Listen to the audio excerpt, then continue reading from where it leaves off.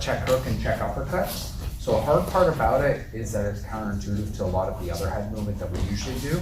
Like you both already know, all right, with this one, we sort of need to turn ourselves in with the piece of head movement versus bring ourselves out. So it's the same thing, but opposite. And the footwork is kind of everything on that. So if we've used before with this line, all right, we're taking ourselves off the center line with our usual head movement. Say Andrew throws his cross at me, right? I would set my head and bring it to the outside like this. My foot sort of, I guess, not necessarily turned out, but like going to the direction that I'm moving to, so I can pivot really easily and face. All right, but with the check one, I need to turn my foot in and sort of limbo it by. All right, so I'm facing towards that fist now, and that's where we're going to hit these guys. Boom, and that's where the timing's going to come from. So you can put it in the category of our intercept counters. All right, intercept, intercept. Right, it's something that I need to throw at the same time that you throw it. Better yet, if you throw your jab at me and you step in, boom, right, I step out and I move with it. And then I can continue to take that angle. But just getting that footwork down and not necessarily leaning my back over top of it like this, like I'm still stacked over top of my legs, but bent into it here. So it's almost like, right, this is orthodox and this is southpaw, right, my right foot's forward. Right, so feeling that part is sort of the awkward piece. And from here, it's really natural to take one more step, and then you're back in your original stance. All right, I go 1, 2, all right? So I should be able to do a box really easily. Boom. So just try that footwork on your own first. Let's live it out. All right, take an angle anytime you can take an angle. All right, don't just move sideways. So more here. Turn towards it. So you should be like, boom, yeah. Boom, yes, yeah. Think more up. Right, not just here. Boom. Yeah. So like if, let's say you can just stand next to this one, that pass one. Do it. Yeah. And then behind you. Yeah, nice. That's too far. Good job. Nice. Yeah. Good. Oh, watch me do it now with like the actual punch, guys. So when I'm turning myself with that step, I should be able to almost just lift like this is usually where my shoulder position is. If I was to take this step and turn my shoulders, boom, it would end off right there. So it's a pretty short range it's moving through. But this one is always timed off of them bringing themselves to us. I'm not just going to go this on a guy who's just turtling to himself, right? I wait until he pressures me with whatever strike, right, or whatever movement, or he's just trying to move forward in general, and then I go, boom, right, and I catch him and almost let him run into that punch. And that's where you're actually going to land it.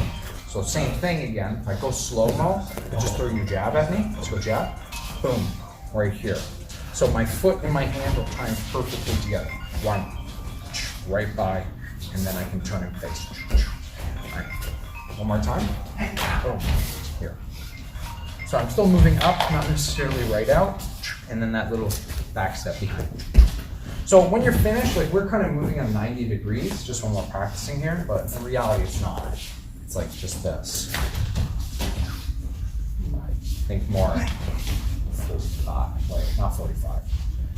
45 would be this. That would be 9. Okay, then think 45. Okay, do that, right, with the punch, lead uppercut or lead hook, right, very short motion. Nothing should swing from it, right, or from the shoulder down. Yeah, turn that lead foot more when you step. Yeah, it's closer, right? Again, if you can start with the hand up, just so you can really visualize that little. Very short. Yeah. Fine. So if I'm starting here, I'm going to finish off one of this. Okay. Less like this. Okay. Right, if they're giving you a shit ton of pressure, then you might have that opportunity where like literally if you move out of the way, I'm going to end up like this. Right. Then you might have that option. But if it's much shorter movement, I'm just going with this, you want to be just right here. Right, there's no load needed for this. Because your footwork is giving you the space to throw the punch. The reason we load is to give our shoulders space to actually turn into the strike, right? You're stepping, so you're giving yourself a lot of space to continue to turn into it. Make sense? Nope, you see, you kind of went like slithering. All right, one. Yes, Yes, a little bit better, all right? So if I was coming in, boom, all right? You twirl me body, right? It has to be really like a minotaur. No, matador. Matador, yeah. Minotaur is those like beastly things with the horns. That's a centaur. Wait, what is a minotaur? I think That's also Right? You're stepping in with your cross on me. I can go hook or uppercut. Both work. With the hook, obviously, you have to angle it in a way where hopefully you're going to chip over top. Or, right, this is great on a guy who isn't being super fundamental in the cross and like off of someone who's being more up here on their cross, right? But if they're tucked, it's not going to land. It might nick off the top of their head, but you're not going to hit them. So, all right, let's say you throw a lazy cross like this and paddle for left hook. All right, boom, right there. So just as you step in, I need to be able to step out and land that lead hook. And then, again, just this angle. I'm not thinking that I'm going to get right to the side of your body. I'll let you read the message. So as you hook across, My only thing is like, right there. I don't know how let me coach. Right. Very short step. One. Right, or if it's a lead uppercut, so paddle for, what, you think it's something for a question? Yeah, No, I'm just watching it. Okay, so again, if you cross at me, You don't have an immersion. right, short step, I'm facing in towards your fist, and that lead uppercut should be timed with it. And in the same way too, right? I don't need to load myself for the strike, because I'm creating space with my footwork. Okay? So, boom, right there. Right, or from my hands are in normal position. So yeah, a couple.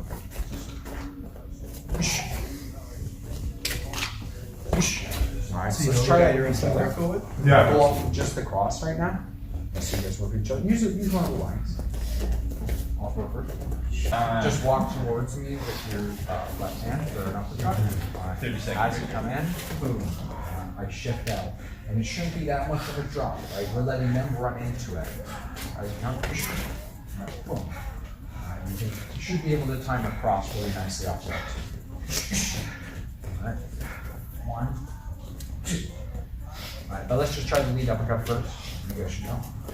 Cycle it back and forth. Give each other a lot of space. Come in. Yeah, not bad.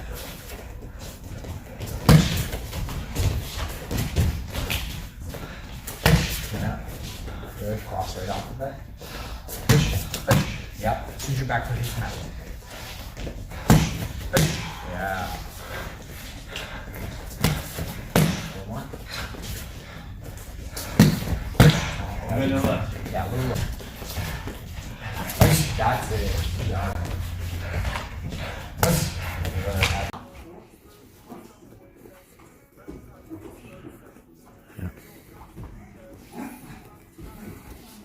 Good.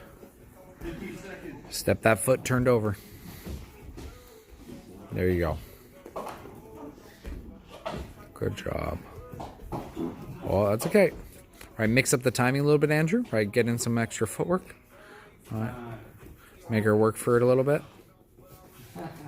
Wait for it, Yazzy. Less footwork for you, Yazzy. Let him move. There you go. That was a good one.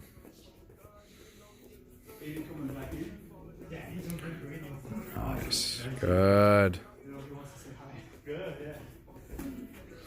It's close. Keep it up. Yeah, time with the footwork. There you go. Better. All right. Oh, killed you. There, that's a good one. Do that one again for me. Boom. Yes. And again, one more time. Yeah, that's the really nice timing. It's all right. One more minute.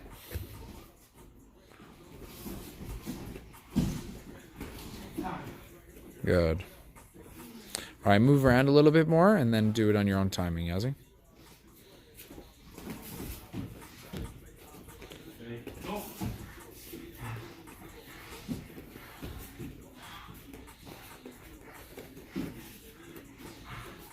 Just keep working on that footwork. All right, don't step and pivot.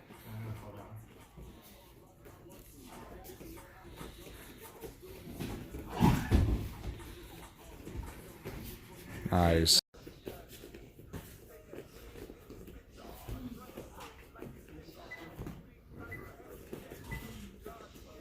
Nah.